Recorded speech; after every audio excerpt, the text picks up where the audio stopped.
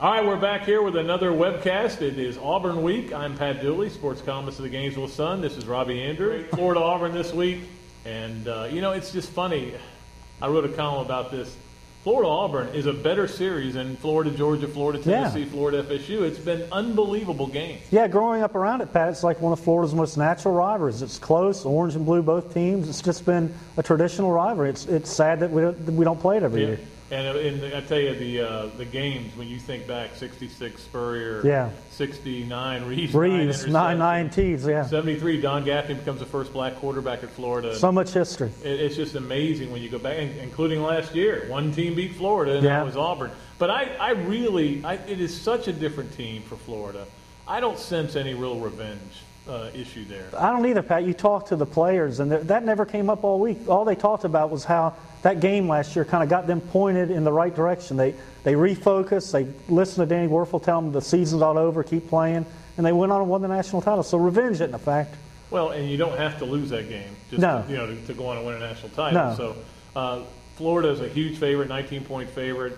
Which is shocking to me. It is a little bit. It is because, but it is at home, and everybody's kind of, I think the odds makers looking at what Florida did to Tennessee, which was a bit of an aberration. Coming off a 6-point win, you wouldn't think they'd be that big of favorites. But I remember in '94 and 2001, Florida was 18-point favorites. Didn't win those, both in the swamp too. And so they need to take care of business. The bottom line, though, is those teams were different. Those Florida teams were, and so were those Auburn teams. This Auburn team is good defensively, third in the country, or third in the SEC in defense, behind only LSU and Georgia. So this is the first real test for Tim Tebow in that offense. Yeah, this is a fast and physical Auburn defense. They're going to get after Tebow. I mean, they want to punish him. If he's going to run 27 times, they're going to put a helmet on 27 times and see what they can do to him. So very sound defense. I think the key for Florida, as we've said with the Tennessee game, get ahead.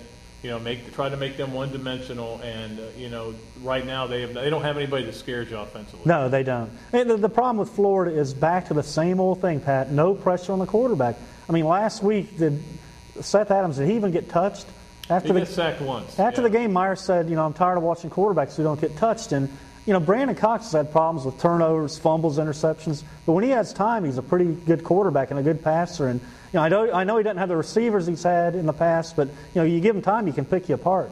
He's one of those guys that they don't let him do a whole lot. They don't let him go down the field a whole lot. And with Florida playing that two-deep zone or two-deep safeties, I don't expect that to happen in this game either. They're going to try to grind it out, move the chains, keep Florida's offense off the field. But they don't have a great running back. Lester is still out with academic issues. Will be back for next week's game. So that benefits Florida. I think as long as Florida doesn't have mistakes, and this is what we talked about for Tennessee. Florida's a better team. Just don't screw it up. Yeah, they can't help Auburn. If you help a team like this out, you're asking for a lot of trouble. If this game gets in the fourth quarter like last week's, who knows what's going to happen. You can't help them out. Yeah, absolutely. And, of course, last week was like last year. We talked about that.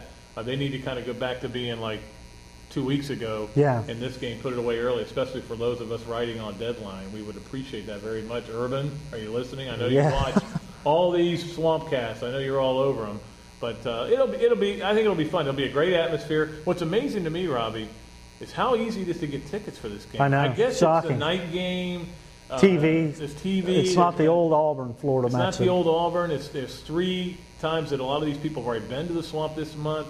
But, man, they're out there. There are tickets all over the place. Here's a good angle, too, Pat. Auburn, for the first time all year, is going on the road. Yeah. And you saw what happened to Florida last week with the young team. There was a little adversity. There was a little bit of the pressure building on that team in the fourth quarter. So it's a different game for Auburn now, too. They're going to find out how hard it is to play on the road with a young team especially. And as you know, Robbie, they start 3 freshmen on the offensive line. So, the Swamp should be loud. And for Florida fans, this is an opportunity to show some freshmen exactly how loud it can be. And, maybe disrupt their play calling, disrupt their get some false starts. Yeah, the crowd will be a factor. Tuberville earlier this week was saying that the Auburn crowd helped them win the game last year up there. And he's right. That crowd was absolutely electric and so loud, and they played a role in the game. There was also some illegal music coming in there, which was one of those nights I had a sinus infection. And every time they put on Guns N' Roses or whatever, not that I'm having it shook you, didn't it? It was bad, and I was really getting annoyed because it's illegal. You're not allowed to do that. You're not allowed. I thought you loved Guns N' Roses. Well, not really. But Didn't you say they were better than the Beatles? No, yeah, right. I'm just kidding. They could have been playing the Beatles, and I still would have been annoyed as loud as it was loud. You're trying to write under pressure. It's like we were cracking under pressure. We were. We did not hold up on the road very well in that game. We're a bad road team at times. We are. But we were okay last week. We were okay last week. Next week is going to be a big test in Baton Rouge. You're looking ahead, Pat. We're not allowed to talk about that game. And I keep telling people that. How can you look past Auburn? It's Auburn. If you look past your Auburn column, it's not going to come out very well. But I'm saying if you're looking ahead to your LSU column, you better not look ahead to your game column for LSU. That's a great point, Rob. Otherwise, you're going to fail on Saturday. I take it one. You'll be upset. I take it one column at a time.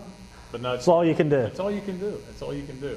Well, that's going to do it. I think Florida's going to handle Auburn. I think the home crowd. This is a team, again, Robbie.